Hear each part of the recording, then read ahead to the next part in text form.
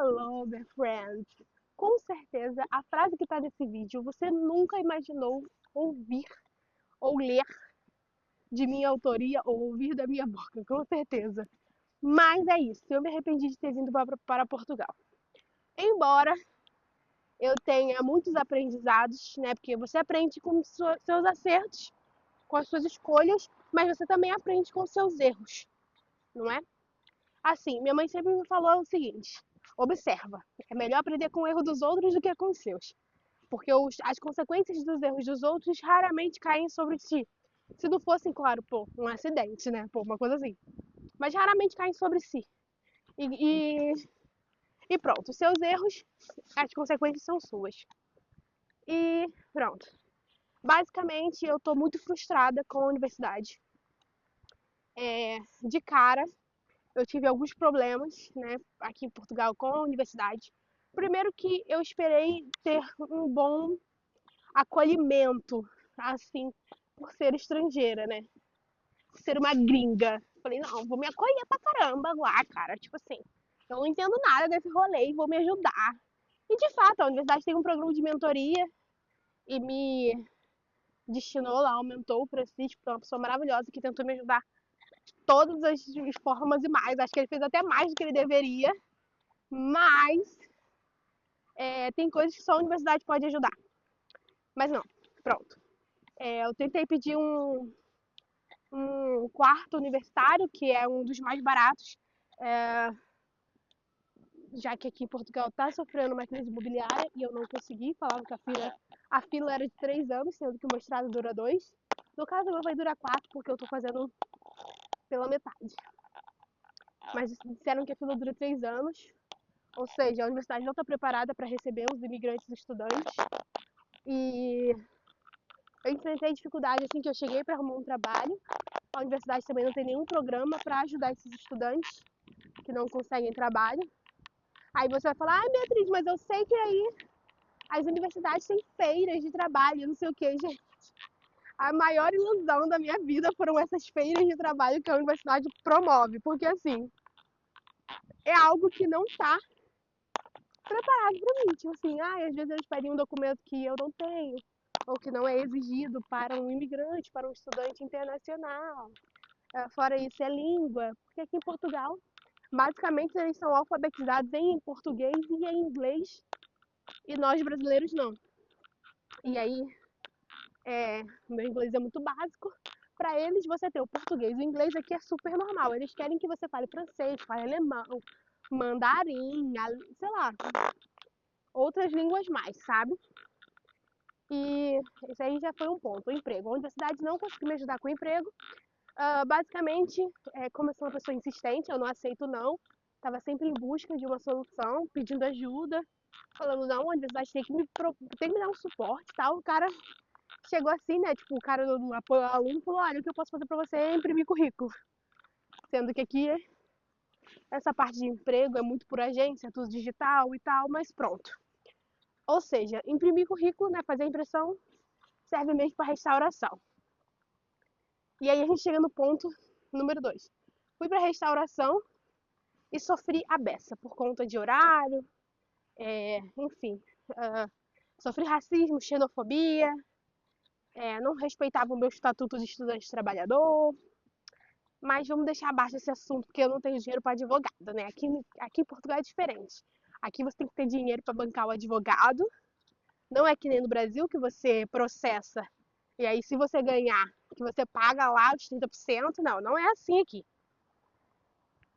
E primeira desilusão foi a questão do suporte, né? Eu não tive aquele acolhimento por ser um estudante pronto, que veio de outro país. Segundo foi que os professores não foram, quer dizer, alguns deles, principalmente um, não foram compreensíveis com a minha situação. Por exemplo, eu cheguei no mestrado, o ano letivo começa em setembro, eu cheguei em novembro. Ou seja, cheguei 2 meses atrasada. 1 mês e alguns dias, porque não começa no dia 1º de setembro, mas enfim. 1 mês e alguns dias atrasada por conta do visto, né? Que eu estava aguardando o visto. Por quê? Para fazer tudo certinho, né? Dentro da lei, E teve um professor que tirou 2 pontos meus porque eu cheguei atrasada no mestrado. Vim aqui explicar, eu tava assistindo o vídeo, porque assim, aqui o vídeo é caminho e conversa, né? Vim aqui explicar pra vocês. Parece ser uma coisa muito idiota. Nossa, meu professor tirou 2 pontos meus e de 17 eu fiquei com 15. Galera, aqui a pontuação é muito importante, porque é a nossa média que vai dizer se podemos ou não ganhar bolsas ou se podemos ou não ir para o doutorado. Ou seja, a minha média tem que ficar sempre acima de 15. Ou seja, e eu tô repetindo, ou seja, que não é uma doida. Ele tirar meus pontos por eu ter chegado atrasado, sendo que eu enviei e-mail informando, sendo que não era culpa minha, é um absurdo. Ele tá prejudicando a minha carreira acadêmica, me impedindo de ganhar uma bolsa, me impedindo de talvez ir para o doutorado, simplesmente por, sabe, porque ele quer. Sendo que eu enviei e-mail, informei, e ele falou, olha, eu entendo que você está aqui com esse processo de documentação, mas o mestrado é presencial, ok?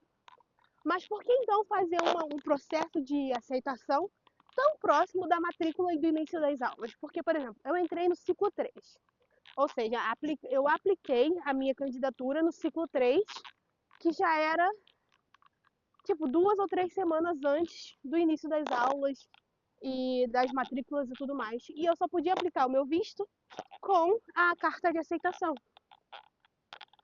Vocês entenderam o rolê? Bom, esse professor ele tirou 2 pontos meus e eu tentei argumentar com ele, olha, mas eu te enviei e-mail, informei a situação. Eu não cheguei atrasada porque eu quis, por uma conta de uma, né? Gente, simplesmente isso foi xenofobia. Isso foi xenofobia, isso ficou muito explícito que era xenofobia, porque se existe um processo da universidade para aceitar estudantes estrangeiros e eles sabem que o visto demora 60 dias e fazem isso tão próximo da semana de, de matrícula e início das aulas, é óbvio que alguém vai chegar atrasado, a não ser que a pessoa viesse sem a documentação correta, o que não era o meu caso, que eu não queria, eu queria visto tudo certinho. E, bom, basicamente foi isso. Então isso aí já me deu uma... Já fiquei muito triste, porque imagina, mesmo eu estando no Brasil, eu estava fazendo trabalho, apresentando trabalho, eu tinha os meus colegas de turma que me passavam os conteúdos, os textos, os livros, os documentários que tinham que ler, que tinham que assistir. Imagina, me esforçando estando no Brasil para acompanhar as aulas e o professor não faz isso. Fiquei puta da vida, mas tudo bem, né? Quando eu tentei argumentar, ele falou assim: isso não está em discussão. Eu me calei porque eu respeito muito, né, a profissão educador. Então eu me calei, mas aquilo corrói dentro de mim até hoje. E recentemente eu reprovei uma matéria, coisa que, tipo assim, para uma pessoa como eu, vulgo CDF, é um pouco preocupante. Tem um sentido, sei lá, um pouco de depressão por causa disso, porque eu não faltei nenhuma aula desse professor. Eu assisti todas as aulas, eu era uma das poucas alunas que interagia. Ele é uma pessoa que aborda os mesmos assuntos algumas vezes e tem algumas atitudes tão engraçadas, é, tentando ter a maior prudência com as palavras para que esse vídeo não viralize e as pessoas falem, nossa, tá praticando bullying com o professor, que não é o caso. Eu respeito muito os meus professores e eu comprei o livro desse professor porque eu falei, nossa, meu professor teve o trabalho de escrever um livro e tal. Eu não vou baixar da internet, eu também sou autora, então eu quero. Bom, enfim, eu queria respeitar de fato a pessoa pública, o trabalho de educador e o sacrifício, enfim. E eu tirei uma nota baixíssima na matéria dele. Eu não entendi de forma alguma como eu. Imagina, como uma aluna de 16, 17, 18, eu só não tirei 19, 20 ainda, mas uma aluna de 16, 17, 18 tira 4. Não fez sentido na minha cabeça. Assim, me causou um pouco de revolta, porque eu estudei, eu li e tudo mais.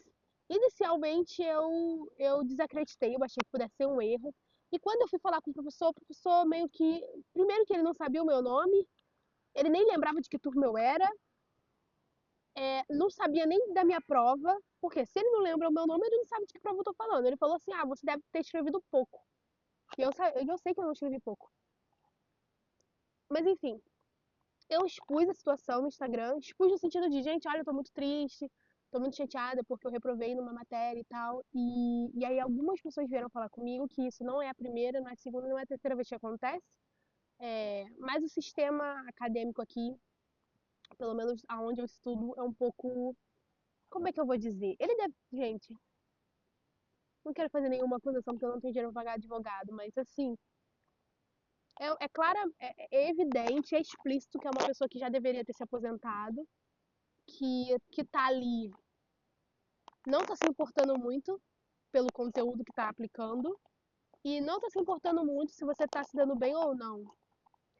Ou se você interpretou alguma coisa errada por ser imigrante, né, por ter uma educação diferente. Então essas coisas foram me frustrando. A junção de não ter me dado bem com alguns professores, mas não trabalhar na minha área, e não é um não trabalhar ainda, é não trabalhar, porque a comunicação aqui é uma coisa ainda que engatinha, literalmente, e eu não tenho medo de falar isso, porque literalmente é isso, a comunicação aqui é muito pacata. Exemplo, no Brasil, se você quer saber se um restaurante funciona, você vai no Google, você vai no Instagram, você vai no site, aqui eles ligam, sabe? É um pouco arcaico ainda. Tudo bem que eu dei um exemplo meio bobo, mas assim, tipo, sabe? Coisas de tipo, eu não aceito cartão de crédito, só aceito dinheiro, sabe? É umas coisas assim que acontecem, mas eu tô usando exemplos bem chulos, mas não é isso. Eu só sei que eu descobri que o sistema de ensino não era o que eu imaginava. No mestrado, eu estou aprendendo 80% mais do mesmo, mais do que eu já sabia. Eu, antes de vir do Brasil, trabalhava na área das indústrias criativas, né? Eu trabalhava numa ONG, que basicamente é uma escola de audiovisual e novas tecnologias, então eu estava aprendendo o que eu já estava fazendo, só que eu estava aprendendo a parte teórica. E não ter voz me causa incômodo, né? Não ser ouvida, porque eu venho de uma universidade onde eu tinha voz, não só tinha voz, como eu podia propor acontecimentos, participar de coisas legais. Eu lembro que eu e uma galera ali do jornal Laboratório da Universidade ainda conseguimos ali fazer um movimento naquele jornal durante os últimos anos, né? Depois o curso acabou. Mas, bom, eu fico um pouco chateada de estar aqui vindo compartilhar isso. E, bom, eu sei que não é só o meu curso, mas o meu curso é um dos que passa por essa situação. Ou seja, a, a ementa do curso ela está claramente defasada, não está atualizada. Os professores não estão atualizados.